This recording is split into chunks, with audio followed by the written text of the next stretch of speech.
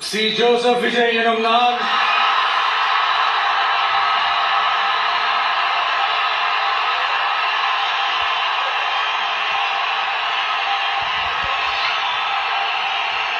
சட்டப்படி அமைக்கப்பெற்ற இந்திய அரசியல் அமைப்பின்பால் உண்மையான நம்பிக்கையும் மாறா பற்றும் கொண்டிருப்பேன் என்றும் இந்திய நாட்டின் ஒப்பில்லாத முழு முதல் ஆட்சியையும் ஒருமையையும் நிலை நிறுத்துவேன் என்றும் தமிழ்நாட்டு அரசின் முதலமைச்சராக உண்மையாகவும் முழச்சான்றின்படியும் என் கடமைகளை நிறைவேற்றுவேன் என்றும்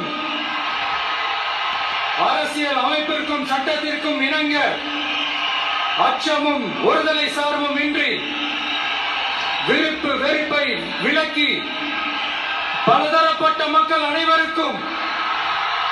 நேர்மையானதை செய்வேன் என்றும் ஆண்டவன் மீது ஆணையிட்டு உறுதிமொழிகிறேன்.